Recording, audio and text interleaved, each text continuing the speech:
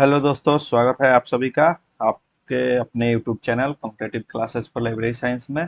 दोस्तों, यह क्लास बहुत दिनों के बाद आ रही है।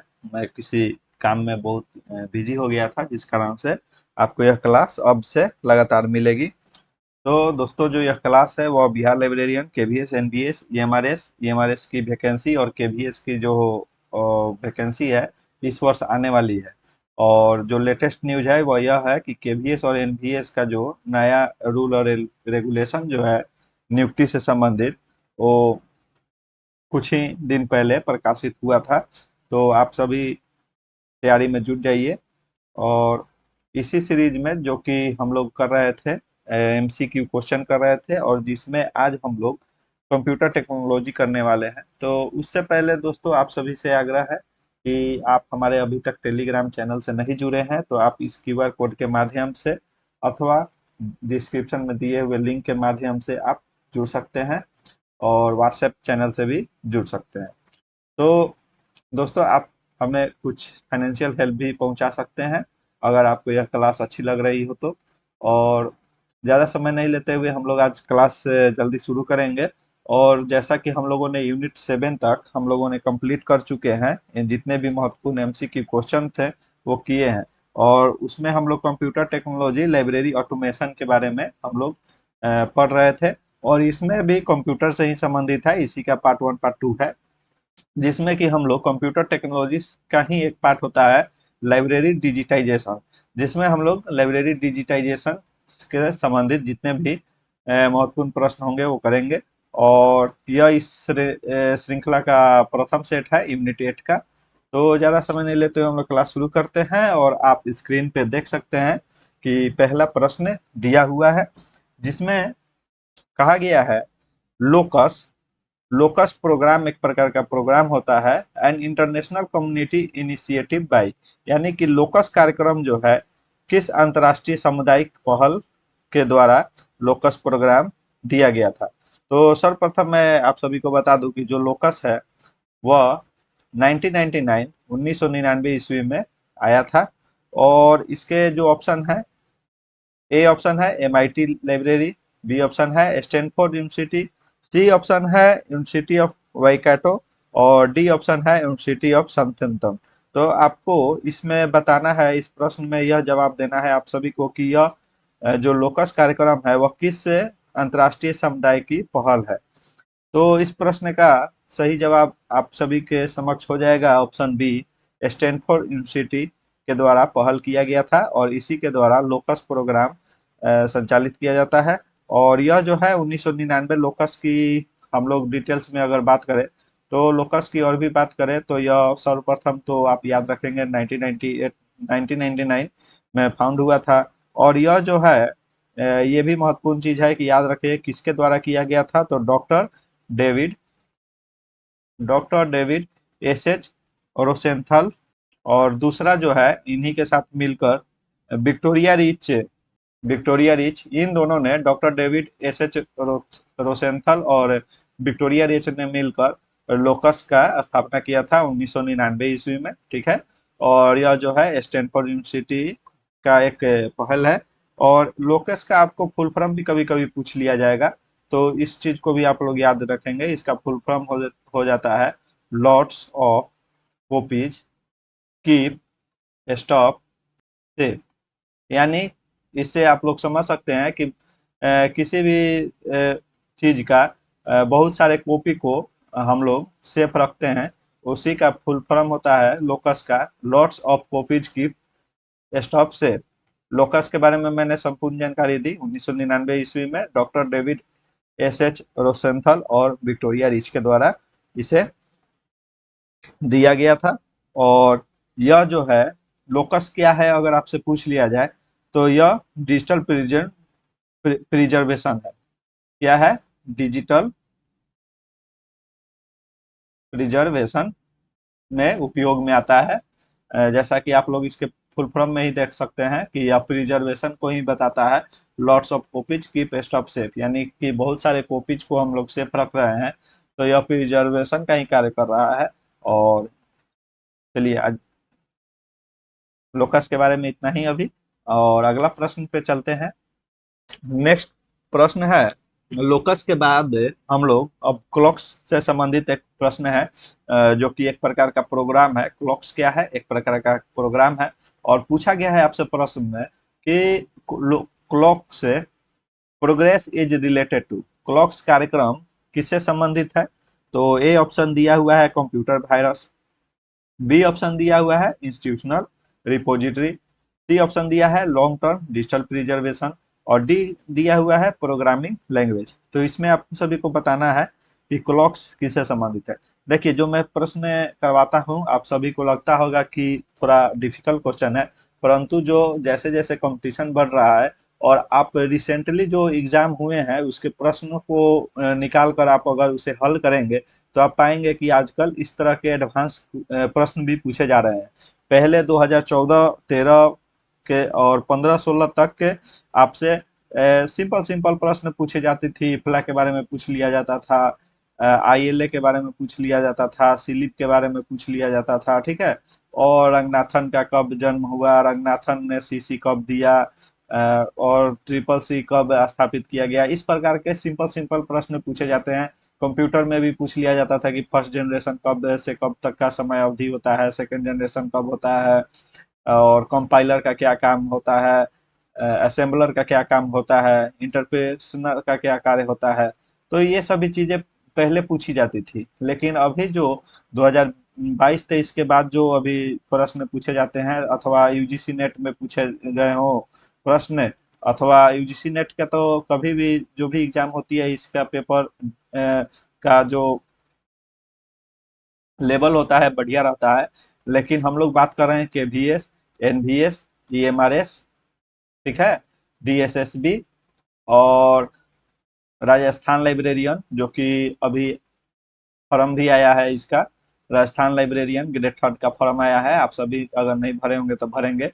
अभी एमपी ग्रंथालय का फॉर्म आया है जो कि लेवल 10 का है, और इसमें यूजीसी नेट पास होना अनिवार्य होता है, ठीक है। तो अभी ये दोनों तो फॉर्म आ चुकी है, अभी एमआरएस का फॉर्म आएगा, और केवीएस और एनवीएस का भी जल्द ही इसका नोटिफिकेशन लागू होगा।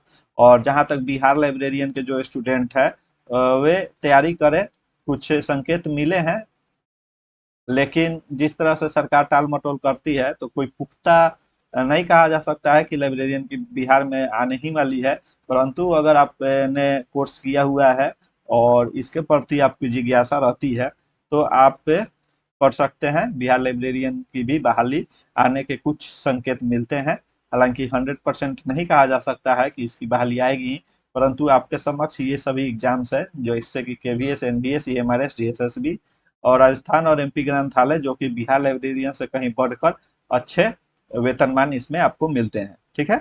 तो आपको कुछ डिफिकल्ट प्रश्न भी करने पड़ेंगे, यही मेरा कहना था। और अब हम लोग क्वेश्चन करेंगे क्लॉक्स प्रोग्राम के बारे में, प्रश्न में दिया गया है।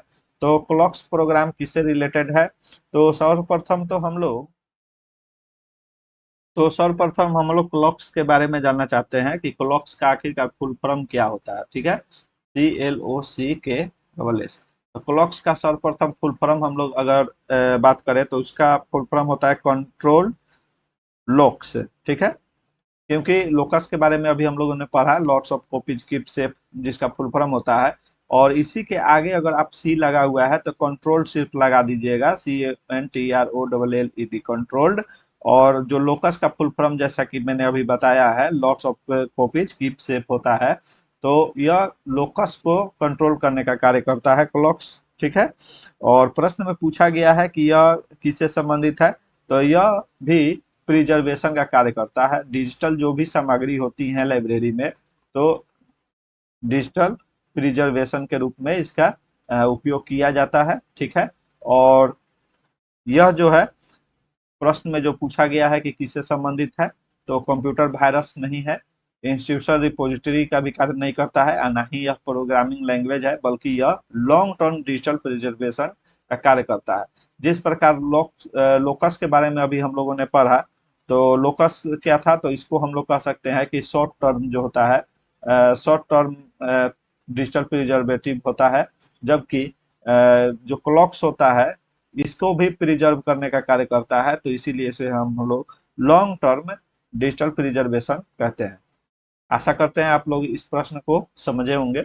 अगला प्रश्न हम लोग देखेंगे जिसमें आपसे पूछा गया है कि digitisation of various culture resource is possible through digital digitisation of various cultural resources is possible through, यानी विभिन्न सांस्कृतिक संसाधनों का डिजिटलीकरण निम्नलिखित में से किसके माध्यम से किया जाता है, यह संभव है, पूछा गया है। जैसा कि आप सभी को बता दें, आप लोग सोच रहे होंगे कि यह कंप्यूटर टेक्नोलॉजी का ही है, क्योंकि यूनिट 7 में मैंने कंप्यूटर टेक्नोलॉजी ही कराया था। लेकिन जैसा कि मैंने आप सभी को क्लियर किया है कि वह कंप्यूटर टेक्नोलॉजी का एक भाग था जिसमें हम लोगों ने लाइब्रेरी ऑटोमेशन के बारे में जिसमें हम लोगों ने लाइब्रेरी ऑटोमेशन का बात कर रहे थे, जबकि इसमें हम लोग लाइब्रेरी डिजिटाइजेशन के बारे में पढ़ रहे हैं। ठीक है, तो आप लोग भी हमारे साथ इस प्रश्न का सही जवाब देने का प्रयत्न कीजिए। तो फर्स्ट ऑप्शन है स्कैनर, बी ऑप्शन है डिजिटल कैमरा, सी ऑप्शन है वीडियो कैमरा और डी ऑप्शन है स्मार्ट एंड मोबाइल फोन्स। तो इसमें आपसे पूछा गया है कि विभिन्न सांस्कृतिक संसाधन जो होते हैं उसके डिजिटीकरण के लिए कौन कौन से माध्यम हम लोग अपना सकते हैं। तो इस प्रश्न का देखिए सही जवाब हो जाएगा स्कैनर। स्कैनर का भी प्रयोग होता है। बिना स्कैन किए हुए हम लोग जो भी लिखित रूप में जो हार्ड कॉपी में दस्तावेज हैं उसको बिना स्कैन किए हुए हम लोग डिजिटल नहीं कर सकते हैं, डिजिटाइज नहीं कर सकते हैं। दूसरा है कि डिजिटल कैमरा, स्कैन करने के लिए कैमरा की आवश्यकता पड़ती है अथवा बहुत बड़े प्रिंटर और स्कैनर की आवश्यकता पड़ती है। वीडियो कैमरा की भी जरूरत पड़ती है और स्मार्ट मोबाइल फोन से भी हम लोग डिजिटलीकरण का कार्य संभव है। तो इसमें यानी कि ए बी सी डी जो चारों ऑप्शन है वह इसके माध्यम है। तो इस प्रश्न का सही जवाब ऑप्शन डी हो जाएगा, A B C D are correct. चलिए अगले प्रश्न हम लोग देखेंगे जिसमें आपसे पूछा गया है कि NewGenLib originated from which country. NewGenLib जो है उसकी उत्पत्ति कहाँ से हुई है आपसे पूछा गया है। और सबसे पहले बता दें कि न्यू जेनलिब जो है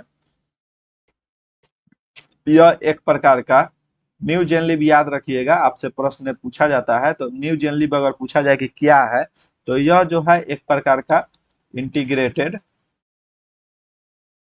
लाइब्रेरी मैनेजमेंट सिस्टम है। इंटीग्रेटेड लाइब्रेरी मैनेजमेंट सिस्टम है। तो अगर आपसे पूछ लिया जाए कि न्यू जेनलिब क्या है तो आप बताएंगे इसे कि यह एक प्रकार का इंटीग्रेटेड लाइब्रेरी मैनेजमेंट सिस्टम होता है। और पूछ दिया जाए अगर आपसे कि यह किसके द्वारा डेवलप किया गया था, यह भी आपसे पूछ लिया जा सकता है प्रश्न में।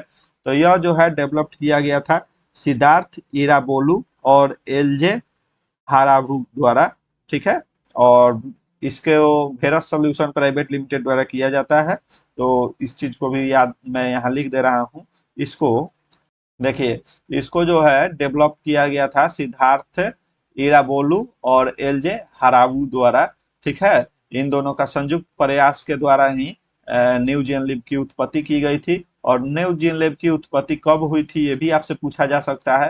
तो यह जो है 2005 ईस्वी में इसकी उत्पत्ति हुई थी। और आपसे यह भी पूछा जा सकता है कि यह जो है न्यू जेनलिब वेरस सॉल्यूशन प्राइवेट कहाँ है। तो यह इसका जो सेंटर जो है वह हैदराबाद में है, हैदराबाद में है। और आपसे एक और प्रश्न पूछा जा सकता है कि इसको किस के द्वारा किसकी सहायता से डेवलप किया गया है।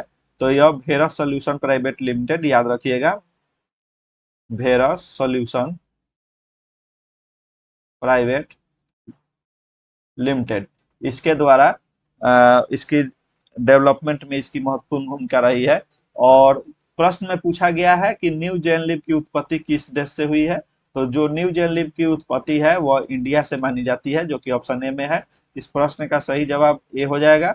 न्यू जेनलिब के बारे में हम लोगों ने और सारी जो जानकारी ली उसमें पहला तो था कि यह एक प्रकार का इंटीग्रेटेड लाइब्रेरी मैनेजमेंट सिस्टम होता है। दूसरा हम लोगों ने पढ़ा कि यह डेवलप किया गया है, तो पूछा गया किसके द्वारा डेवलप किया गया है।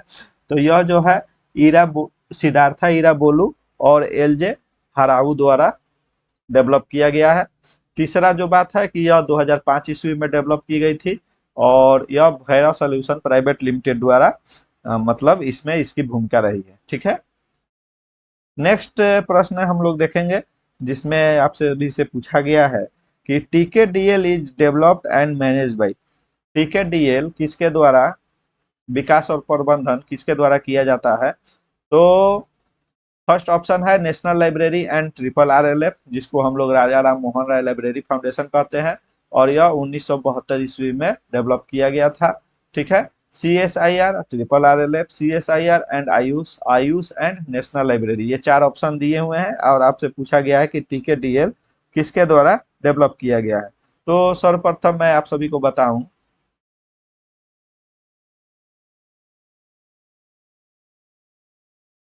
सर्वप्रथम तो आपसे यही पूछा जा सकता है कि टीकेडीएल का फुल फॉर्म क्या होता है। ठीक है।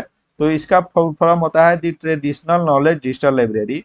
यहाँ लिखा देता हूं मैं, the traditional knowledge digital library, इसका फुल फॉर्म यही होता है। और यह जो है टीकेडीएल कब सेटअप किया गया था? तो यह 2001 ईस्वी में सेटअप किया गया था। और यह क्या है, आपसे अगर पूछा जाए कि टीकेडीएल क्या है, तो आप बताएंगे कि डिजिटल नॉलेज रिपोजिटरी इसका कार्य है।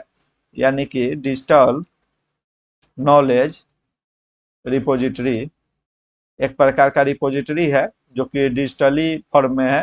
तो टीकेडीएल के बारे में हम लोगों ने पढ़ा कि टीकेडीएल जो है वह फुल फॉर्म होता है the traditional knowledge digital library.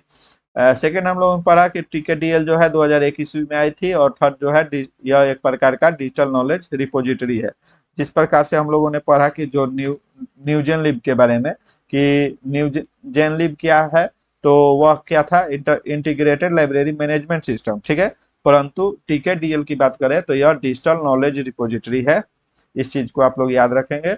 और प्रश्न में आपसे पूछा गया है कि टीकेडीएल के विकास और प्रबंधन किसके द्वारा किया जाता है? तो इस प्रश्न का जो सही जवाब है वह ऑप्शन सी हो जाएगा, CSIR आयुष। तो आप सभी जैसा कि आप देख रहे होंगे कि एक प्रश्न के अलावे भी मैं दो तीन तथ्य उसके बारे में फुल डिटेल्स बता रहा हूं। और अगर आप सभी को मेरी यह क्लास अच्छी लग रही है तो आप सभी से आग्रह है कि आप हमारे चैनल को सब्सक्राइब करें, अपने दोस्तों के बीच शेयर भी करें और लाइक करना अवश्य न भूलें। अगर आप लोग लाइक करते हैं तो मेरे वीडियो को प्रमोट किया जाता है और बहुत सारे छात्रों तक पहुंचेंगी, बहुत सारे लोगों तक पहुंचेंगी, और इस क्लास का बेनिफिट उन्हें भी मिलेगा और मेरा चैनल भी थोड़ा ग्रो कर जाएगा। तो आप सभी से बस यही आग्रह है कि आप, चलिए अगला प्रश्न हम लोग देखेंगे। इसमें कहा गया है arrange the following printing technology according to their emergence, उनके उद्भव के अनुसार निम्नलिखित मुद्रण तकनीकों को व्यवस्थित करना है। तो आपको इसमें बताना है कि जो प्रिंटर का विकास कैसे कैसे हुआ, कौन सा प्रिंटर पहले आया और उसके बाद कौन सा आया। तो देखिए सर्वप्रथम प्रिंटिंग की बात करें तो ऑप्शन में दिया हुआ है movable type, dot matrix printer, would block printing और स्क्रीन प्रिंटिंग। तो सर्वप्रथम जो प्रिंटिंग का एक टाइप है वुड ब्लॉक प्रिंटिंग जो है, यह सर्वप्रथम आया था। इस चीज को आप लोग याद रखेंगे। दूसरा है कि इसके बाद जो है मूवेबल टाइप का प्रिंटिंग का हम लोगों ने प्रयोग किया था। बाद में इसके बाद स्क्रीन प्रिंटिंग आया और फिर अंत में डॉट मैट्रिक्स प्रिंटर आया। ठीक है। और इसमें लेजर प्रिंटर की बात नहीं कही गई है, क्योंकि डॉट मैट्रिक्स प्रिंटर के बाद भी लेजर प्रिंटर आई, बहुत सारे डिजिटल प्रिंटर आए। तो इसका प्रिंटर का लगातार विकास होते गया है। ठीक है। और इसमें अगर हम लोग को क्रम सजाना हो तो सबसे पहले वुड ब्लॉक प्रिंटिंग आएगा, फिर मूवेबल टाइप आएगा, थर्ड में स्क्रीन प्रिंटिंग आएगा, और उसके बाद डॉट मैट्रिक्स प्रिंटिंग आएगा। स्क्रीन प्रिंटिंग में जो कार्ड वगैरह छपाता है तो वह भी एक प्रिंटिंग की तकनीक है, वह इसके अंतर्गत आती है। तो इसको सजाना हो तो सर्वप्रथम आ जाएगा सी, उसके बाद आ जाएगा ए, CA, उसके बाद आ जाएगा डी, और डी के बाद आ जा रहा है बी। तो यह इसका सही क्रम है और हम लोग ऑप्शन में देखेंगे कि इस क्रम में कौन सा ऑप्शन है। तो आप पाएंगे कि जो बी ऑप्शन है, CADB, सही क्रम में सजाया गया है। तो इस प्रश्न का जो सही उत्तर हो गया वह ऑप्शन बी हो गया। अब अगला प्रश्न हम लोग देखेंगे जिसमें आप सभी से पूछा गया है कि ई ग्रंथालय इज डेवलप्ड बाय, ई ग्रंथालय किसके द्वारा विकसित किया गया है? तो आप सभी बताइए कि ई ग्रंथालय किसके द्वारा विकसित किया गया है। क्योंकि केवीएस विद्यालय में अगर आप तैयारी कर रहे होंगे और केवीएस में अगर आप जाते हैं तो वहाँ पे पुस्तकालय में ई ग्रंथालय का ही प्रयोग किया जाता है। तो ए ऑप्शन है एनसीईआरटी, बी ऑप्शन है सीएसआईआर, डी ऑप्शन है डीआरडीओ और डी ऑप्शन है एनआईसी। तो ई ग्रंथालय का जो प्रयोग है वह एनआईसी के द्वारा डेवलप किया गया था। ठीक है, ई ग्रंथालय किसके द्वारा विकसित किया गया था, तो वह एनआईसी के द्वारा किया गया था। अगला प्रश्न हम लोग देखेंगे जिसमें आपसे यूनिमार्क से संबंधित प्रश्न पूछा गया है। इसमें पूछा गया है आप सभी से कि यूनिमार्क वाज डेवलप्ड बाय, यूनिमार्क किसके द्वारा डेवलप्ड किया गया है। तो सर्वप्रथम तो आप सभी को बता दें कि यूनिमार्क जो है वह एक प्रकार का बिब्लियोग्राफिकल फॉर्मेट होता है। और फर्स्ट इसका यूनिमार्क क्रिएट कब हुआ था, अगर आपसे पूछा जाए कि यूनिमार्क सर्वप्रथम कब आया था, तो यह 1977 ईस्वी में आया था, 1977 ईस्वी में आया था। और यूनिमार्क का फुल फॉर्म अब से पूछ सकता है, तो फुल फॉर्म इसका होता है यूनिवर्सल मार्क फॉर्मेट। ठीक है, ये भी चीज आप याद रखेंगे, यूनिवर्सल मार्क फॉर्मेट इसका फुल फॉर्म होता है। और पूछा गया है आपसे कि यूनिमार्क किसके द्वारा डेवलप किया गया था, तो ऑप्शन ए है Library of Congress, B option है इफ्ला, सी ऑप्शन है एफआईडी और डी ऑप्शन है यूनेस्को। तो यूनिमार्क जो है, यूनिमार्क के, यूनेस्को नहीं मारिएगा आप लोग, ऑप्शन सही कीजिएगा। यूनिमार्क जो है इफ्ला के द्वारा विकसित किया गया था। और इसकी बात एक और बता दे, तो इसका जो लेटेस्ट एडिशन है, लेटेस्ट एडिशन जिसके हम लोग करेंट एडिशन कहते हैं, तो वह कब प्रकाशित हुआ था, तो इस चीज को याद रखेंगे, वह 2008 में प्रकाशित हुआ था। और यह जो है किस बुक फॉर्मेट में प्रकाशित हुआ था, तो इस चीज को भी आप लोग याद रखेंगे। आपसे प्रश्न घुमाकर थोड़ा अंदर लेंदी अगर प्रश्न पूछना होगा थोड़ा हार्ड, तो आपसे पूछ देगा कि यूनिमार्क का बुक फॉर्मेट जो होता है, बुक फॉर्मेट, वह कब लॉन्च किया गया था, कब प्रकाशित किया गया था, पब्लिश किया गया था। तो आप बताएंगे कि 2008 ईस्वी में किया गया था। और यह यूनिमार्क का अभी का करेंट एडिशन है, लेटेस्ट एडिशन है। ठीक है, और इसका फुल फॉर्म मैंने बताया यूनिवर्सल मार्क फॉर्मेट होता है। और यूनिमार्क की स्थापना जो है 1977 ईस्वी में की गई थी। और किसके द्वारा विकसित किया गया था, तो इफ्ला के द्वारा किया गया था। तो यूनिमार्क से संबंधित इतने तथ्य मैंने आप सभी को बताया। आशा करते हैं क्लास अच्छी लग रही हो, लाइक करें, शेयर करें, और कमेंट के माध्यम से अगर आपको किसी प्रकार का डाउट हो तो आप प्रश्न हमसे पूछ सकते हैं। मैं आपको कमेंट के माध्यम से अथवा पर्सनली व्हाट्सएप के माध्यम से आपको वह चीजें बताऊंगा। नेक्स्ट प्रश्न आपसे पूछा गया है जिसमें है arrange the following software according to the chronological sequence of their launching. निम्नलिखित में कुछ सॉफ्टवेयर के नाम दिए गए हैं और उनको लॉन्चिंग के कालानुक्रमिक अनुक्रम में, मतलब कब किसका लॉन्च कैसे हुआ, मतलब किस ईस्वी में हुआ और किसका पहले हुआ किसका बाद में हुआ, उस अनुसार से व्यवस्थित करनी है। तो ऑप्शन ए में दिया हुआ है कोहा, बी में दिया है न्यूजेन लिप, सी में दिया है सीडीएस आईएसआईएस और डी ऑप्शन दिया हुआ है लिपसिस से। तो कोहा की बात करें, कोहा कब आया था, कब लॉन्च किया गया था, तो यह 2000 ईस्वी में लॉन्च किया गया था। इस प्रकार के प्रश्न में आप सभी को चारों का ही डेट मालूम होना चाहिए, एटलीस्ट 3 का तो मालूम होना ही चाहिए, तभी इस प्रकार के प्रश्न आप सभी करेंगे। और यूजीसी नेट वगैरह में या अथवा राजस्थान लाइब्रेरियन और जो एमपी के ग्रंथपाल के प्रश्न होते हैं उसमें इस प्रकार के प्रश्न आपको देखने को मिलेंगे। न्यू जेन लिब की बात करें तो इसकी स्थापना जो है वह 2005 ईस्वी में हुई थी। और न्यू जेन लिब के बारे में मैंने अभी ही बताया था कि यह कैटिपो भेरो सॉल्यूशन प्राइवेट लिमिटेड द्वारा किया गया था और 2005 ईस्वी में आई थी। और इसका मैंने ये भी बताया था कि यह जो है सिद्धार्था इराबोलू और एलजे हरावू के द्वारा विकसित किया गया था न्यू जेन लिब। ठीक है, तो मैं जो चीजें बता रहा हूँ उसको आप लोग कहीं नोट्स के रूप में बनाते भी चलेंगे तो आपको ज्यादा बेनिफिट होगा। और सीडीएस आईएसआईएस की बात करें तो यह 1985 ईस्वी में लॉन्च हुआ था। और लिप्सिस के बारे में जैसा कि मैंने बताया भी है पहले भी, और लिप्सिस जो है वह 1988 ईस्वी में लॉन्च किया गया है। ठीक है, कोहा को कैटिपो कम्युनिकेशन द्वारा लॉन्च किया गया था। तो इसमें अब कालानुक्रमिक रूप में सजाना है तो आप सजा सकते हैं, अगर सभी का ईयर आपको पता होगा तो आप देखेंगे कि 1985 में सर्वप्रथम सीडीएस आईएसआईएस यानी ऑप्शन सी पहले होगा। उसके बाद 1988 लिप्सिस हो जाएगा। और उसके बाद आप कोहा देखेंगे, कोहा 2000 ईस्वी में आई थी।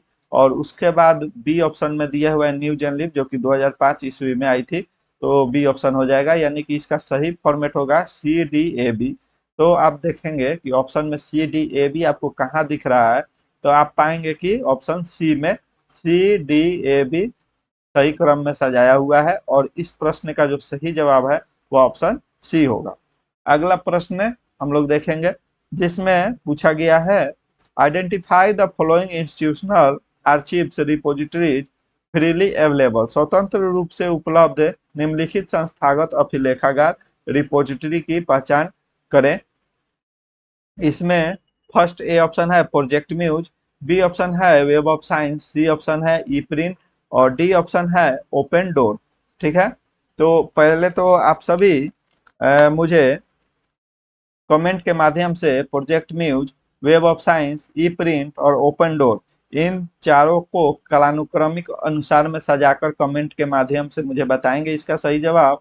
और सभी के कौन कौन से ईयर भी बताएंगे। ठीक है, और जहां तक प्रश्न में पूछा गया है कि रिपोजिटरी के रूप में किस संस्था का प्रयोग किया जाता है अभिलेखागार के रूप में, तो वो बताना है आप सभी को। ए में दिया हुआ है प्रोजेक्ट म्यूज, बी में है वेब ऑफ साइंस, सी में है ई प्रिंट और डी ऑप्शन है ओपन डोर।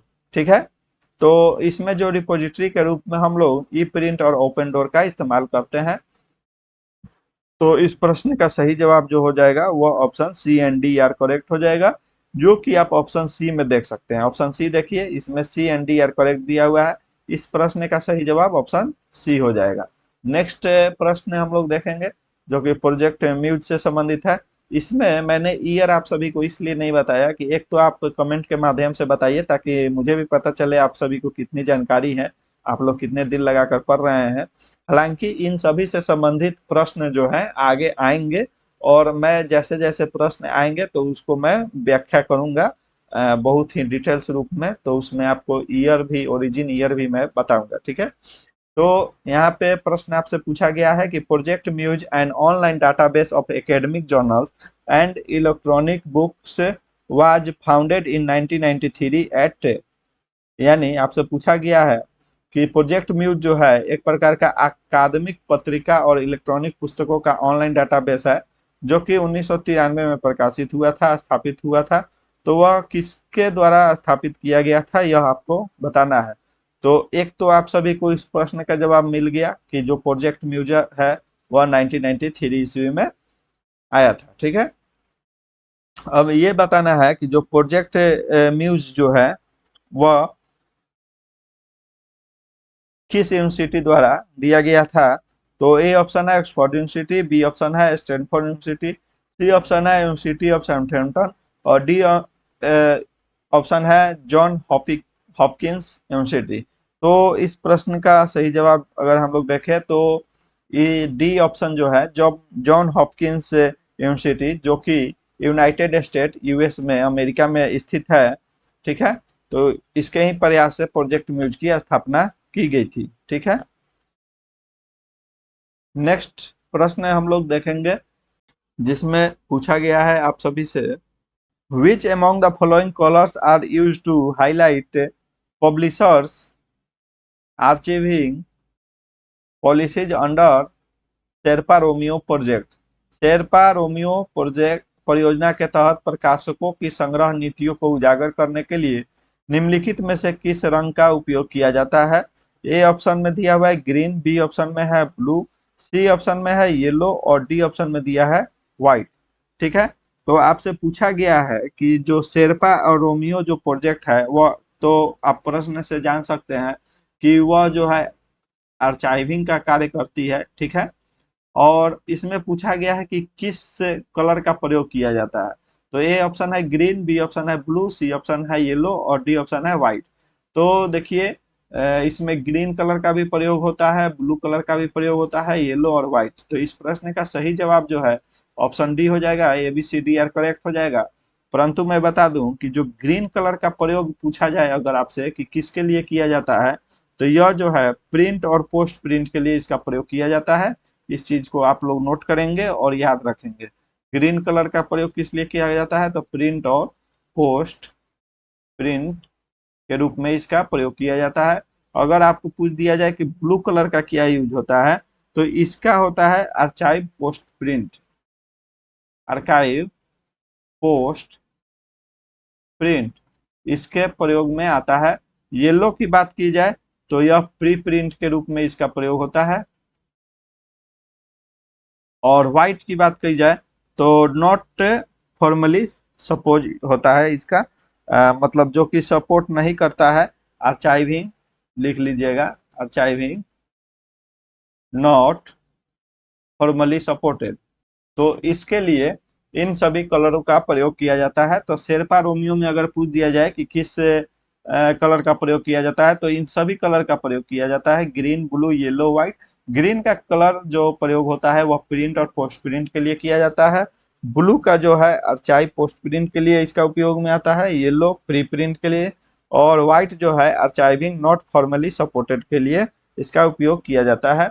अगला प्रश्न हम लोग देखेंगे, identify the service provided under Sherpa project UK. तो शेरपा रोमियो क्या है ये आप लोग समझे कि नहीं। शेरपा रोमियो जो है वो आर्चाइविंग का कार्य करता है। जैसा कि आप लोगों ने आर्चाइविंग का हिंदी तो मैं नहीं अभी बता पाऊंगा, आप लोग सर्च करके देख लेना। लेकिन जो शेरपा रोमियो है वह आर्चाइविंग का प्रयोग करता है। आर्चाइविंग मतलब होता है कि कोई कलेक्शन को पुनः प्राप्त करना, उसके लिए इसका प्रयोग किया जाता है।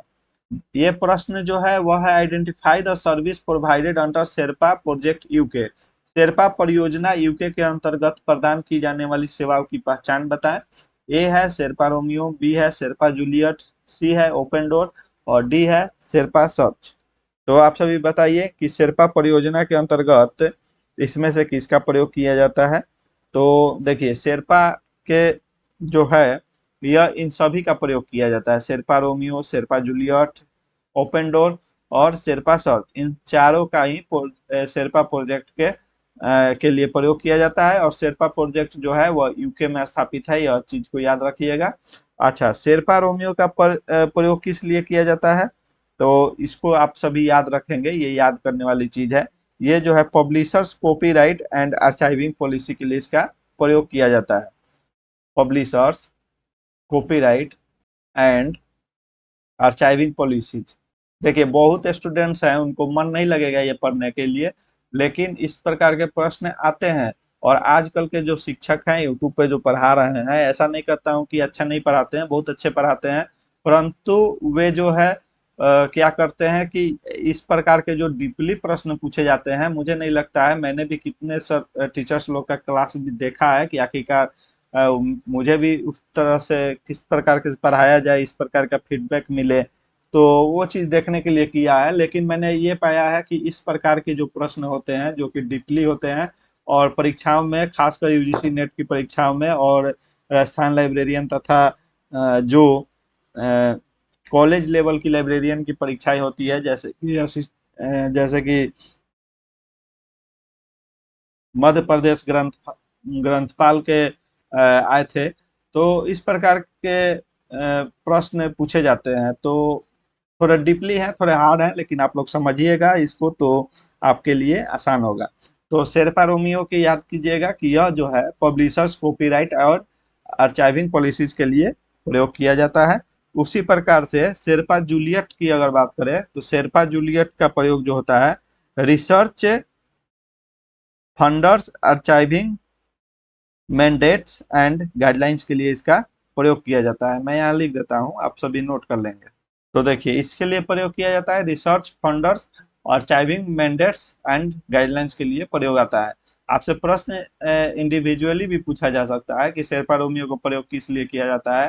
तो आप सभी इस चीज को याद रखे रहेंगे कि publishers copyright and archiving policy के लिए प्रयोग किया जाता है। और शेरपा जूलियट का प्रयोग जो होता है research funders, archiving mandates and guidelines के लिए प्रयोग होता है। उसी प्रकार ओपन डोर की बात करें, तो ओपन डोर का जो प्रयोग होता है वह world wide directory of open access repository के लिए प्रयोग किया जाता है। मैं लिखा देता हूँ, आप सभी नोट अवश्य करेंगे, ठीक है। World wide directory of open access repository के लिए इसका प्रयोग किया जाता है। और शेरपा सर्च की बात करें, शेरपा सर्च का प्रयोग किस लिए किया जाता है, तो इसका जो प्रयोग है सिंपल फुल टेक्स्ट सर्च के लिए किया जाता है, ठीक है। और यह जो है यूके में इस यूज किया जाता है। और किसके लिए किया जाता है? तो simple full text search, simple simple full text search के लिए इसका प्रयोग किया जाता है। इस चीज को आप लोग याद रखेंगे। ठीक है, अगला प्रश्न हम लोग करते हैं, जिसमें आपसे पूछा है TIF स्टैंड्स फॉर। इसमें पूछा गया है TIF का मतलब क्या होता है? ए ऑप्शन है टैग्ड इमेज फॉर्मेट, बी है टाइल्ड इमेज फॉर्मेट, सी है टोटल इमेज फॉर्मेट, डी है टेबुलर इमेज फॉर्मेट। तो आप सभी बताइए कि जो TIF है उसका फुल फॉर्म क्या होता है? तो TIF का फुल फॉर्म जो है वह होता है टैग्ड इमेज फॉर्मेट। और इस प्रश्न का सही जवाब ऑप्शन ए हो जाएगा, टैग्ड इमेज फॉर्मेट। और यह जो है टैग्ड इमेज फॉर्मेट को क्रिएट किसने किया था, अगर आपसे पूछ दिया जाए कि इसको आखिरकार क्रिएट किसने किया था, तो इस चीज को आप लोग याद रखेंगे कि एल्डस कॉरपोरेशन। और बाद में जो है इसको एडोब रीडर, आप लोगों ने पढ़ा होगा ना, एडोब रीडर से आप लोगों ने PDF खोलता होगा। तो TIF का फुल फॉर्म होता है टैग्ड इमेज फॉर्मेट। और इसको डेवलप किया था एल्डस कॉरपोरेशन, ठीक है। और बाद में इसको एक्वायर्ड कर लिया गया था एडोब के द्वारा, ठीक है। तो इस चीज को भी आप लोग याद रखेंगे। अगला प्रश्न हम लोग देखेंगे, जो कि ई ज्ञान कोश से संबंधित है। आपसे पूछा गया है कि E Gyan Kosh a national digital repository is implemented by, यानी कि ई ज्ञान कोश एक राष्ट्रीय डिजिटल भंडार है। तो सबसे पहले अगर आपसे पूछ लिया जाए कि ई ज्ञान कोश क्या है, तो आप लोग बता देंगे आसानी से कि यह एक प्रकार का डिजिटल भंडार है, यानी कि डिजिटल रिपोजिटरी है। और इस प्रश्न में पूछा गया है कि किसके द्वारा कार्यान्वित किया जाता है। तो ए ऑप्शन है UGC, बी ऑप्शन है NIC, सी ऑप्शन है इग्नू और डी ऑप्शन है RRLF। तो इस प्रश्न का जो सही जवाब है वो ऑप्शन सी हो जाएगा, इग्नू। इग्नू के द्वारा कार्यान्वित किया जाता है। नेक्स्ट प्रश्न है, which of the following are the components of a barcode symbol. इसमें बताना है कि निम्नलिखित में से कौन बारकोड प्रतीक के घटक है। ए है एंटीना, बी है क्वाइट जोन, सी है ट्रांसपोंडर और डी है स्टार्ट कैरेक्टर। तो इसमें बताना है आपको कि निम्नलिखित में से कौन बारकोड प्रतीक के घटक हैं।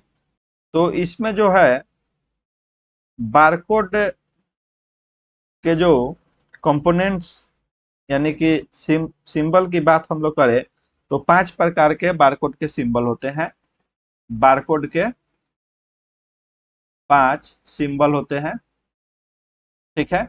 कौन कौन से होते हैं? तो प्रथम जो है वह होता है क्वाइट जोन, आप लोग पांचों याद रखेंगे। सेकंड जो बात करें तो सेकंड जो होता है वह होता है स्टार्ट कैरेक्टर। थर्ड की बात करें तो थर्ड होता है डाटा कैरेक्टर। फोर्थ की बात हम लोग करें तो जो फोर्थ होता है वह होता है स्टॉप कैरेक्टर। और फिफ्थ की लास्ट की बात करें तो वह होता है क्वाइट जोन, ठीक है। इस चीज को याद रखेंगे।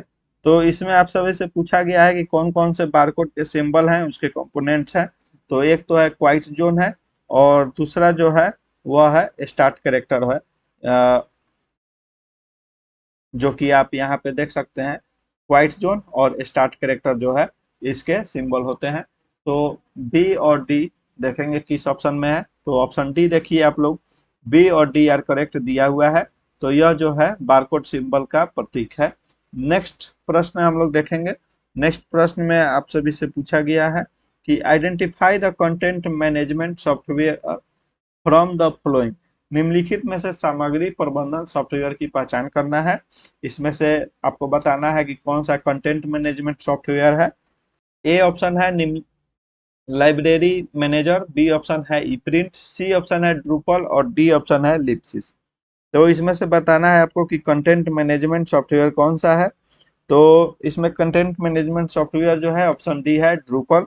और ड्रूपल की बात करें तो यह जो है मई 2000 ईस्वी में इसको डेवलप किया गया था। और किसके द्वारा डेवलप किया गया था? तो यह जो है ड्राइज बाइटर्ट के द्वारा किया गया था। तो आप सभी याद रखेंगे कि ड्रूपल जो है वह एक प्रकार का कंटेंट मैनेजमेंट सॉफ्टवेयर है, ठीक है। अगला प्रश्न है वर्डनेट क्या है, आपसे पूछा गया है कि वर्डनेट क्या है। आप लोग बताइए कि वर्डनेट क्या है। ए ऑप्शन है ए नेटवर्किंग प्रोग्राम, बी ऑप्शन है ए थिजोरस, सी ऑप्शन है एन ऑन्टोलॉजी और डी ऑप्शन है अ लाइब्रेरी नेटवर्क। तो वर्डनेट जो है वह एक प्रकार का ऑन्टोलॉजी है, एन ऑन्टोलॉजी है। तो इस प्रश्न का सही जवाब हो जाएगा ऑप्शन सी। और ऑन्टोलॉजी क्या होता है, तो रिक्लासिफिकेशन में इसका प्रयोग किया जाता है, इस चीज को याद रखेंगे। ठीक है। और वर्डनेट की बात और हम लोग करें तो वर्डनेट कब आया था, तो यह 1985 में आया था, याद रखेंगे। और इसको प्रिंसटन यूनिवर्सिटी द्वारा विकसित किया गया था, प्रिंसटन यूनिवर्सिटी द्वारा विकसित किया गया था। ठीक है। चलिए नेक्स्ट प्रश्न है, PDF files are in, PDF file होती है किस फॉर्मेट में होती है। ए ऑप्शन है वेब फॉर्मेट, बी है फिल्म फॉर्मेट, सी है इमेज फॉर्मेट और डी है टेक्स्ट फॉर्मेट। तो आप सभी को पता है कि जो पीडीएफ है वो टेक्स्ट फॉर्मेट में होता है, इस प्रश्न का सही जवाब डी हो जाएगा। ठीक है। और पीडीएफ का फुल फॉर्म अगर आपसे पूछ लिया जाए कि क्या होता है, तो आप सभी बताएंगे कि इसका फुल फॉर्म होता है डी पोर्टेबल डॉक्यूमेंट फॉर्मेट। और इसको डेवलप किया गया था एडोब के द्वारा, और इसे 1993 में डेवलप किया गया था, इस चीज को भी आप लोग ध्यान देंगे। नेक्स्ट प्रश्न है, arrange the following in an ascending order, निम्नलिखित को आरोही क्रम में व्यवस्थित करना है। ए है डाटाबेस, बी है फील्ड, सी है फाइल और डी है रिकॉर्ड। तो इसको असेंडिंग ऑर्डर यानी बढ़ते क्रम में सजाएंगे। तो फर्स्ट आ जाएगा फील्ड, सेकेंड आ जाएगा रिकॉर्ड, थर्ड आ जाएगा फाइल और फोर्थ आ जाएगा डाटाबेस। तो इसका जो सही अरेंजमेंट हो जाएगा वो हो जाएगा फील्ड, रिकॉर्ड, फाइल और डाटाबेस। तो इसको देखेंगे, फर्स्ट हो जाएगा बी, फिर हो जाएगा डी और उसके बाद सी और ए। तो इसमें सजाया गया है आप option C, B D C A. तो इस प्रश्न का सही जवाब ऑप्शन सी हो जाएगा। नेक्स्ट प्रश्न, how many licence conditions are available under Creative Commons, Creative Commons के तहत कितनी लाइसेंस शर्तें उपलब्ध है। ए ऑप्शन है 2, बी ऑप्शन है 3, सी ऑप्शन है 4 और डी ऑप्शन है 5। तो इस प्रश्न का सही जवाब है, जो क्रिएटिव कॉमन्स के अंतर्गत जो है वह चार प्रकार की लाइसेंस होती है, जो कि ऑप्शन सी में दिया गया है। और ये चार प्रकार की लाइसेंस कौन सी होती है वो भी मैं बताऊंगा। तो क्रिएटिव कॉमन्स जो है वह 2001 ईस्वी में आया था, इसको डेवलप किया गया था। और किसके द्वारा डेवलप किया गया था, तो लेवरेंस लेजिंग के द्वारा किया गया था, लेवरेंस लेजिक के द्वारा किया गया था। और इसके जो चार लाइसेंस होते हैं वे इस प्रकार से हैं। फर्स्ट जो है वह होता है एट्रीब्यूटिव, सेकंड जो है वह होता है शेयर अलाइक, थर्ड जो होता है वह है नॉन कमर्शियल और फोर्थ जो है वह है नो डेरिवेटिव वर्क। तो यह जो है क्रिएटिव कॉमन्स के चार लाइसेंस है। फर्स्ट है एट्रीब्यूटिव, सेकंड है शेयर अलाइक, सी है, थर्ड है नॉन कमर्शियल और फोर्थ है नो डेरिवेटिव वर्क। ठीक है। और यह 2001 ईस्वी में किया गया था और यह एक प्रकार का नॉन प्रॉफिट ऑर्गेनाइजेशन है। और यह जो है लेवरेंस लेसिक के द्वारा विकसित किया गया था, इस चीज को भी आप सभी याद रखेंगे। और अच्छा ठीक है, एक और प्रश्न पूछा जाता है कि बी वाई किसका प्रयोग होता है। तो देखिए बी वाई जो होता है एट्रीब्यूटिव के लिए प्रयोग किया जाता है, शेयर अलाइक के लिए एसए का प्रयोग किया जाता है शॉर्ट फॉर्म, और नॉन कमर्शियल के लिए एनसी का प्रयोग किया जाता है और नो डेरिवेटिव वर्क के लिए एनडी का प्रयोग किया जाता है। तो प्रश्न कई जगह पूछा गया है कि बी वाई किसके लिए है, तो वह एट्रीब्यूटिव के लिए है, share alike SA, non commercial NC और नो डेरिवेटिव वर्क एनडी होता है। चलिए नेक्स्ट प्रश्न हम लोग देखेंगे। इसमें पूछा गया है कि Tibetan and Himalayan digital library is hosted by, Tibetan और हिमालयन डिजिटल लाइब्रेरी किसके द्वारा होस्ट किया गया है? ए ऑप्शन है स्टैनफोर्ड यूनिवर्सिटी, बी ऑप्शन है university of north Bengal, C option है यूनिवर्सिटी ऑफ दिल्ली और डी ऑप्शन है यूनिवर्सिटी ऑफ वर्जीनिया। तो यह जो है तिबेतियन और हिमालयन लाइब्रेरी जो होता है, जिसको हम लोग टीएचएल कहते हैं, तो यह जो है 2000 ईस्वी में विकसित किया गया था, होस्ट किया गया था। और यह जो है यूनिवर्सिटी ऑफ वर्जीनिया द्वारा होस्ट किया गया था। तो इस प्रश्न का सही जवाब ऑप्शन डी हो जाएगा। नेक्स्ट प्रश्न है, oyster is an example of digital libraries architecture based on, यानी कि ओस्टर पर आधारित डिजिटल लाइब्रेरी आर्किटेक्चर का एक उदाहरण है। इसमें बताना है कि ओस्टर जो है वह किसका एक उदाहरण है, जिसमें ऑप्शन ए है कोरबा, बी ऑप्शन है software agent architecture, C option है फेडरेटेड डाटाबेस सिस्टम और डी ऑप्शन है मेटाडाटा हार्वेस्टिंग। तो इस प्रश्न का जो सही जवाब है वह हो जाएगा ऑप्शन डी मेटाडाटा हार्वेस्टिंग। में ओस्टर क्या है? तो वह डिजिटल लाइब्रेरी आर्किटेक्चर है, परंतु यह एक मेटाडाटा हार्वेस्टिंग का उदाहरण है। अगला प्रश्न हम लोग देखेंगे, आपके स्क्रीन पे है, which digital library software was launched as an experimental version of Android? Android के लिए प्रायोगिक संस्करण के रूप में कौन सा डिजिटल लाइब्रेरी सॉफ्टवेयर लॉन्च किया गया है? जैसा कि कुछ कुछ जो सॉफ्टवेयर है वह सिर्फ विंडोज पर कार्य करता है, जिसके लिए जिसके लिए लैपटॉप का होना आवश्यक होता है, अथवा वैसा सॉफ्टवेयर होना चाहिए जो कि विंडोज पर कार्य करता हो। लेकिन आपसे पूछा गया है कि लाइब्रेरी डिजिटल लाइब्रेरी का कौन सा ऐसा सॉफ्टवेयर है जो कि एंड्रॉयड पर काम करता है, यानी कि आप इसको फ़ोन से भी यूज कर सकते हैं। तो फर्स्ट ऑप्शन है A DSpace, B Greenstone, C e print और डी ऑप्शन है फेडोरा। तो इस प्रश्न का जो सही जवाब है वह ऑप्शन बी हो जाएगा। ग्रीन स्टोन जो है वह एंड्रॉयड पे आधारित होता है, ठीक है। और डी स्पेस की बात करें तो यह 2002 ईस्वी में आई थी और ड्यूरा स्पेस नामक कंपनी है, उसके द्वारा लॉन्च किया गया था। वैसा ही आप बताइए कि ई प्रिंट और फेडोरा कब लॉन्च किया गया था। नेक्स्ट प्रश्न है, the main components of an RFID system include, RFID प्रणाली के मुख्य घटकों में शामिल है। तो जैसा कि आप सभी को पता है कि अभी जो न्यू हम लोग डिजिटल लाइब्रेरी की बात करते हैं, हम लोग डिजिटल लाइब्रेरी की बात करते हैं और डिजिटल लाइब्रेरी में बहुत ही महत्वपूर्ण हो जाता है कि आरएफआईडी सिस्टम का इस्तेमाल हो। तो आपसे पूछा गया है कि आरएफआईडी जो टेक्निक है उसमें किन किन चीज़ों का, किस कंपोनेंट्स का प्रयोग किया जाता है। तो ए ऑप्शन देखेंगे आप सभी, जिसमें दिया गया है handheld reader, RFID level printer server and external book return. तो इतनी चीज की आवश्यकता नहीं होती है इसमें।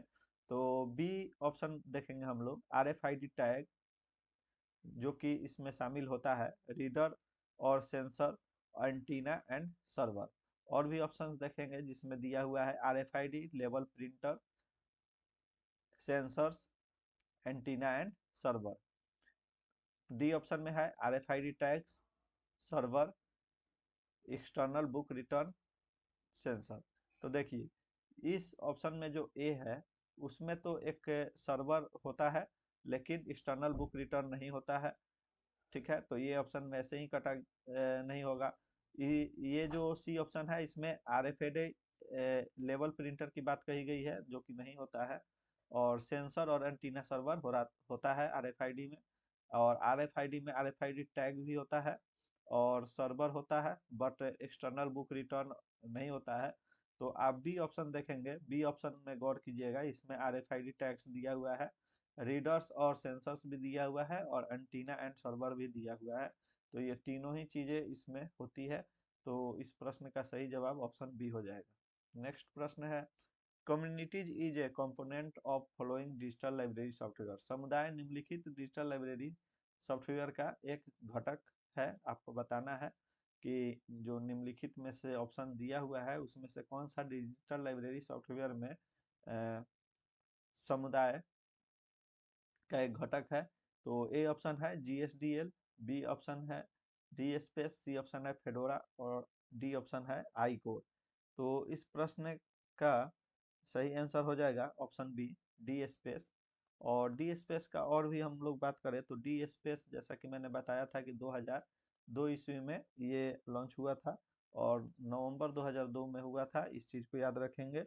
और ड्यूरा स्पेस कंपनी द्वारा हुआ था और इसको डेवलपर्स में एमआईटी एमआईटी और एचपी लैब्स जो है, एचपी लैब्स है, इसका भी योगदान रहा है। तो इस चीज को भी आप सभी याद रखेंगे। नेक्स्ट प्रश्न है, inference engine is a part of which information system.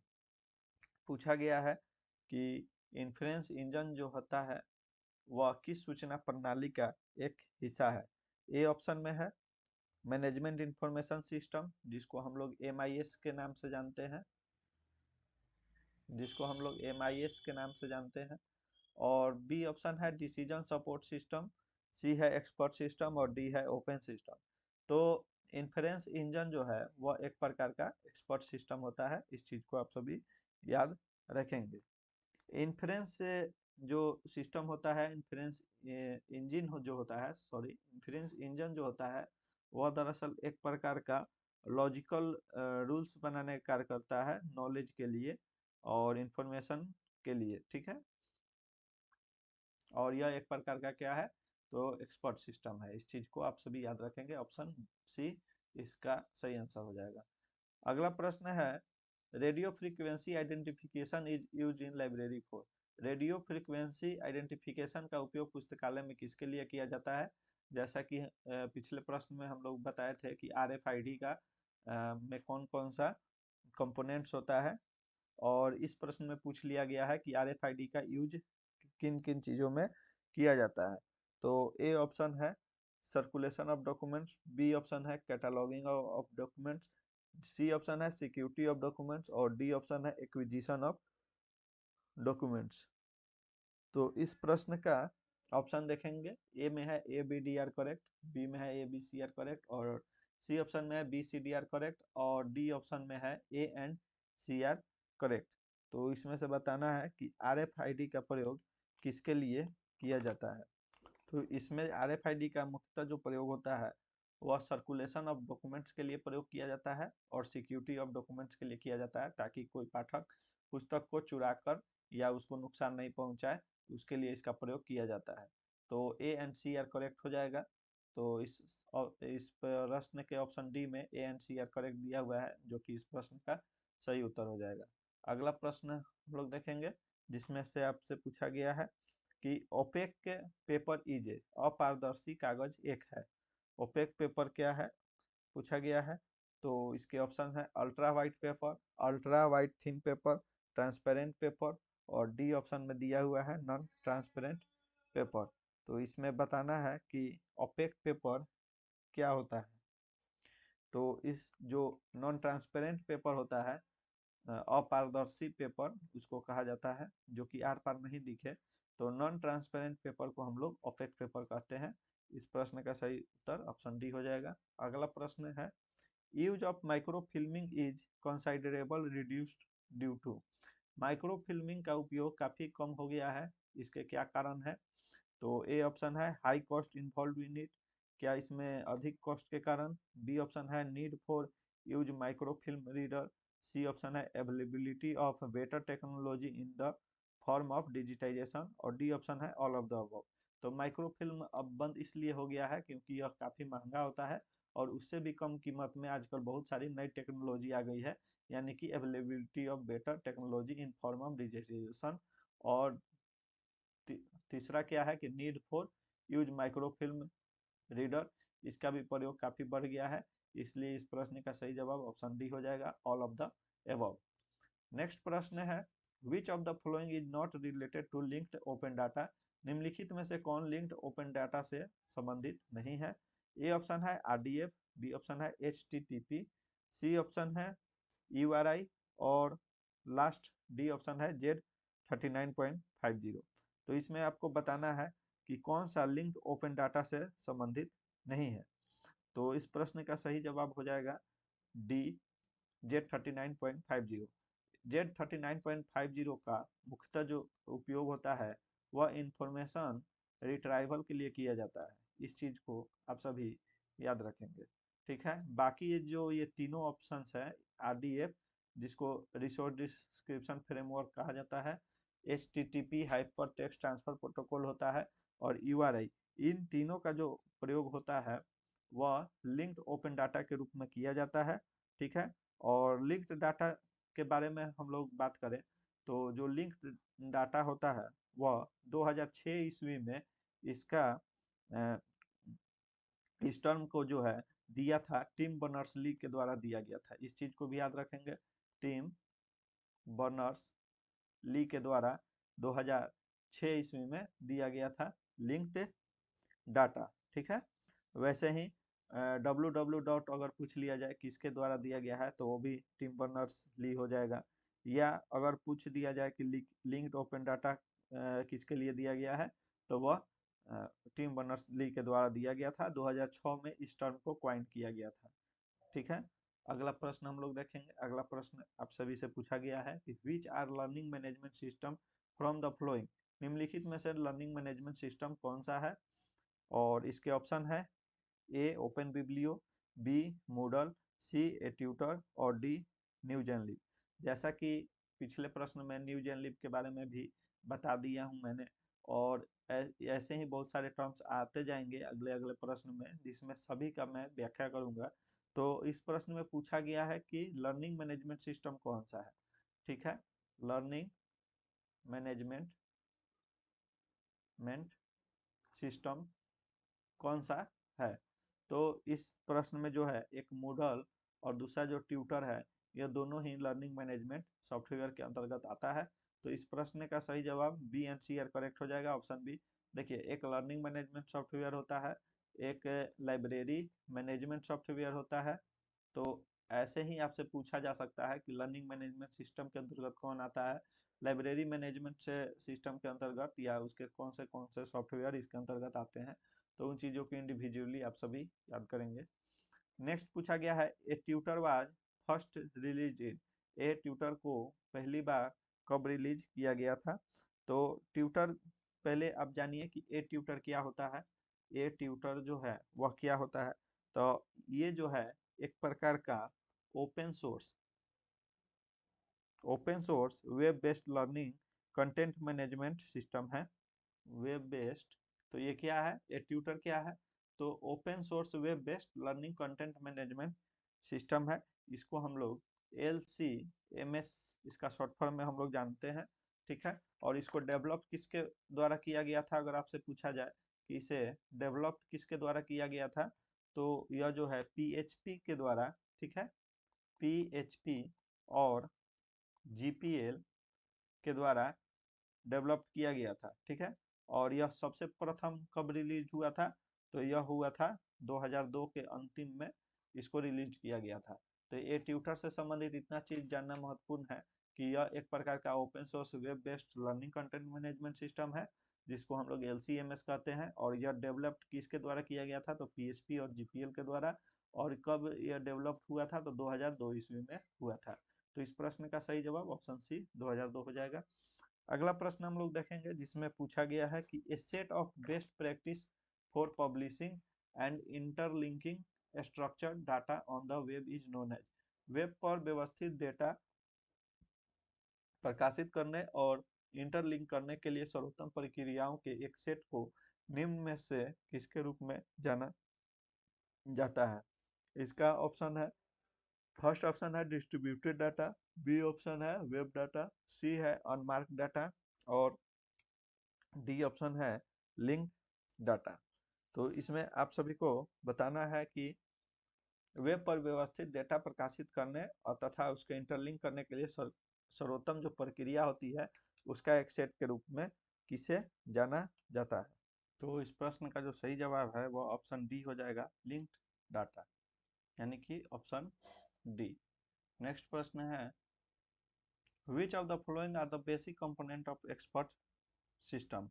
A option है यूजर इंटरफेस, बी ऑप्शन है नॉलेज बेस, सी ऑप्शन है इन्फेरेंस मैकेनिज्म और डी ऑप्शन है स्कीमा। तो इसमें पूछा गया है आपसे कि निम्नलिखित में से कौन विशेषज्ञ प्रणाली के मूल घटक हैं। तो इसमें मेन जो विशेषज्ञ प्रणाली के मूल घटक जो होते हैं यानी कि एक्सपर्ट सिस्टम के जो मूल घटक कंपोनेंट्स पूछा जाएगा, तो उसमें आ जाते हैं, पहला यूजर इंटरफेस आ जाता है, यूजर इंटरफेस आ जाता है, दूसरा है नॉलेज बेस आ जाता है, और तीसरा इन्फेरेंस मैकेनिज्म भी आता है। स्कीमा इसका मूल घटक के अंतर्गत नहीं आता है। तो इस प्रश्न का जो सही जवाब है वह option A B C are correct हो जाएगा, बी ऑप्शन हो जाएगा। नेक्स्ट प्रश्न है, the logic if then rules applied in, तर्क इफ देन नियम किसमें लागू होता है, ये पूछा गया है। इसमें ऑप्शन ए है इन्फेरेंस इंजन, बी ऑप्शन है decision support system, C option है मैनेजमेंट इंफॉर्मेशन सिस्टम और डी ऑप्शन है नॉन ऑफ द अबव। तो जो इफ देन है वह इन्फेरेंस इंजन के रूप में इसका प्रयोग किया जाता है।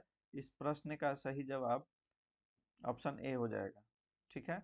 और जो इफ देन होता है इसका प्रयोग किस तरह से, इस सर्च इंजन का किस प्रकार से प्रयोग होता है, अगर ये पूछ लिया जाए तो देखिए, ये इस प्रकार से होता है कि पहले इफ हो गया यानी कि यदि, ठीक है, और इसमें हो जाता है पहले लॉजिकल एक्सप्रेशन हो जाता है, लॉजिकल एक्सप्रेशन, और उसके बाद जो होता है फिर से देन लॉजिकल एक्सप्रेशन, इस प्रकार से इसका प्रयोग किया जाता है। ठीक है। चलिए नेक्स्ट प्रश्न है, उसमें हम लोग देखेंगे what is C D S I S I S. C D S I S पूछा गया है कि क्या है।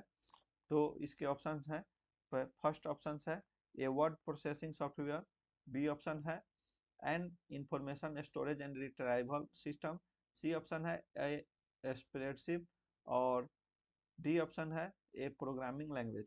तो इस प्रश्न का सही जवाब आप सभी भी देने का प्रयास कीजिए। तो इस प्रश्न का सही जवाब हो जाएगा C D S I S का जो है वह एक प्रकार का इंफॉर्मेशन स्टोरेज और रिट्राइवल सिस्टम होता है। इस प्रश्न का सही ऑप्शन ऑप्शन बी हो जाएगा। और C D S I S की बात करें तो C D S I S का जो फुल फॉर्म होता है वह होता है कंप्यूटराइज्ड डॉक्यूमेंटेशन सिस्टम, और ISIS का हो जाता है integrated set of information system. यहाँ लिख देता हूँ मैं। और CDS ISIS को डेवलप किया गया था यूनेस्को के द्वारा डेवलप किया गया था, और यह 1985 ईस्वी में किया गया था। और यह एक प्रकार का information storage and retrieval system का कार्य करता है।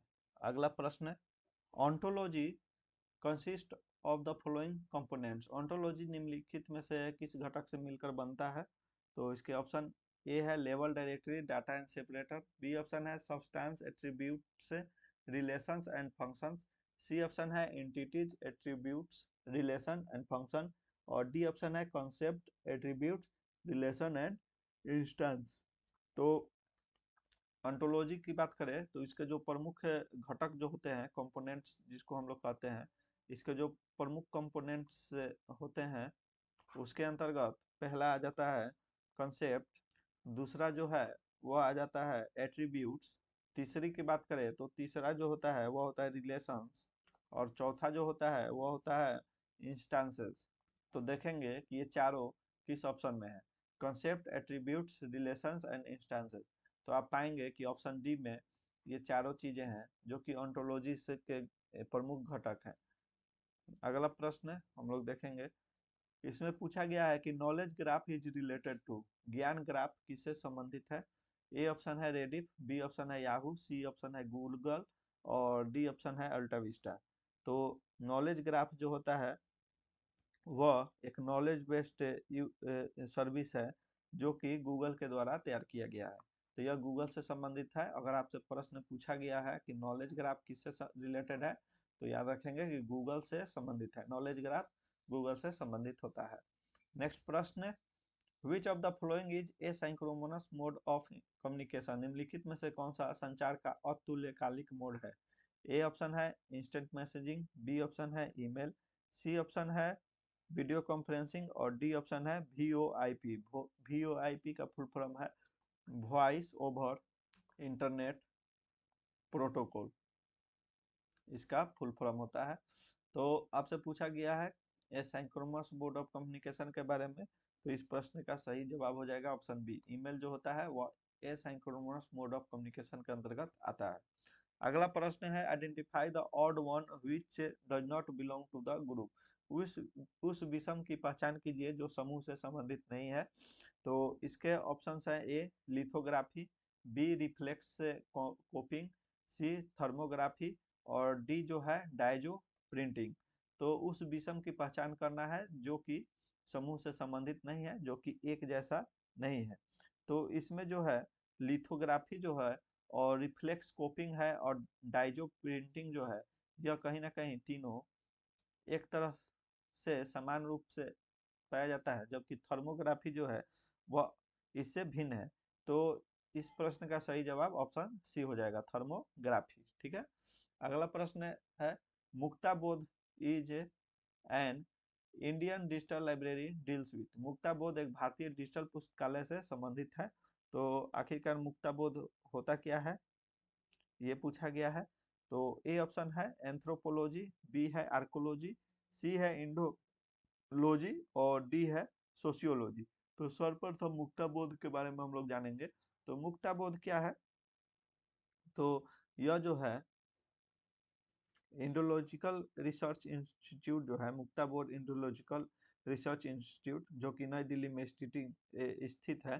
तो यह क्या है कि मुक्ता बोध जो है प्रिजर्विंग का कार्य करता है। क्या चीज का कार्य करता है, तो प्रिजर्विंग का कार्य करता है। और यह जो है फिलोसॉफिकल एंड स्क्रिप्चुअल टेक्स्ट जो होता है उसका प्रिजर्वेशन करता है। किसका, तो फिलोसॉफिकल फिलोसॉफिकल और स्क्रिप्चुअल टेक्स्ट का यह जो है प्रिजर्वेशन का कार्य करता है। अच्छा, मुक्ता बोध पूछा दिया जाए कि कब लॉन्च किया गया था, कब आया था, तो यह है 1997 ईस्वी में आया था। इस चीज को भी याद रखेंगे।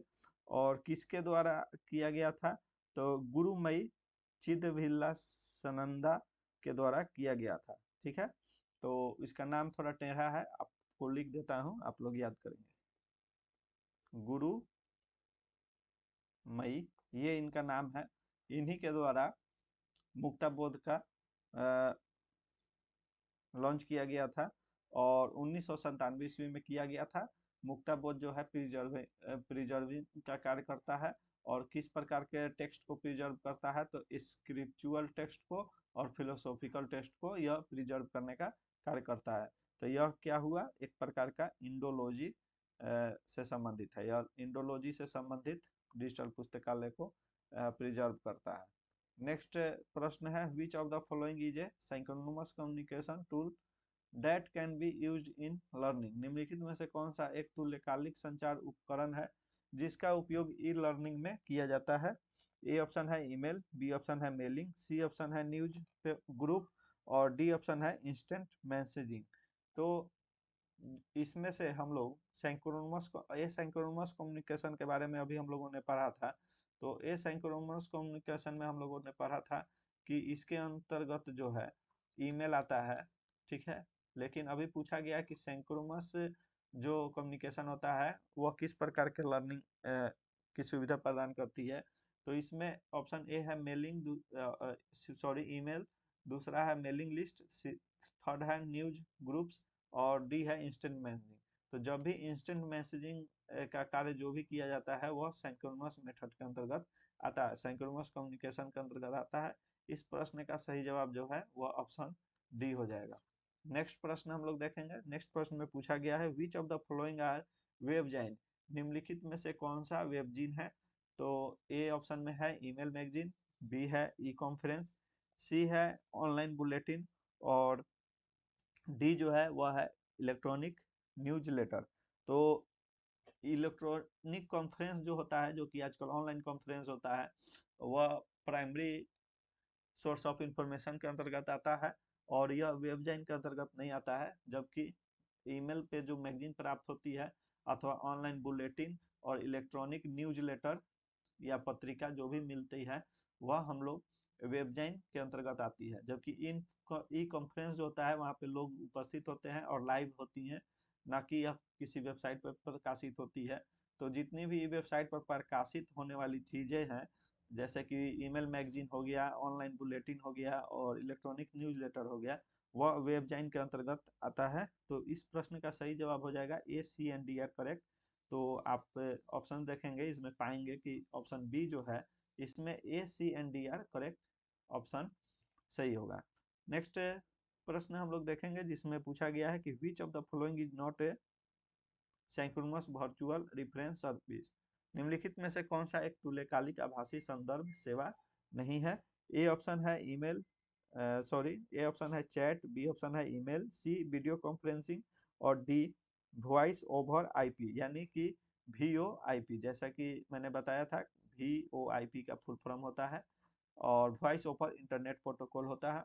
और चैट जो होता है वह क्या होता है? लाइव होता है। इंस्टेंट मैसेजिंग हो गया। वीडियो कॉन्फ्रेंसिंग क्या होता है? इंस्टेंट मैसेजिंग हो गया। वीडियो कॉन्फ्रेंस पर एक दूसरे लोग लाइव रहते हैं, एक दूसरे के सामने उसी समय वो चीज कम्युनिकेशन होती है। जबकि ईमेल होता है कि उस समय लाइव नहीं होती है, मैंने ईमेल भेजा, कोई कभी 2 घंटे के बाद देखा या 2 दिन के बाद भी देख सकता है। तो ये जो है एसिंक्रोनस कम्युनिकेशन के अंतर्गत आती है। जबकि चैट, ठीक है, वीडियो कॉन्फ्रेंसिंग और वॉइस ओवर इंटरनेट प्रोटोकॉल, ये सभी सिंक्रोनस वर्चुअल रेफरेंस सर्विस के अंतर्गत आती है। तो इसमें से नहीं है पूछा गया है। देखिए, संदर्भ सेवा आभासी संदर्भ सेवा नहीं है, तो ईमेल आभासी संदर्भ सेवा नहीं के अंतर्गत आती है। ऑप्शन बी इसका सही उत्तर हो जाएगा।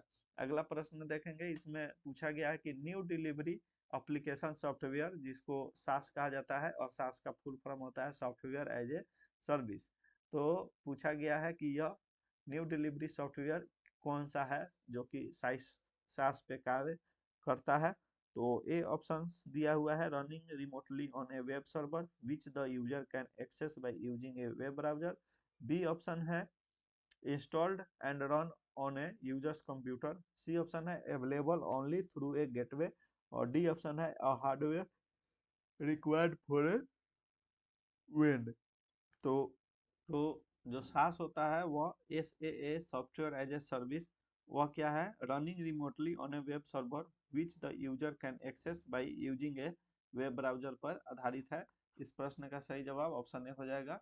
अगला प्रश्न हम लोग देखेंगे, इसमें पूछा गया है दी @ sign representing at a in emails to connect the username with destination, thus forming part of an email ID was first used by।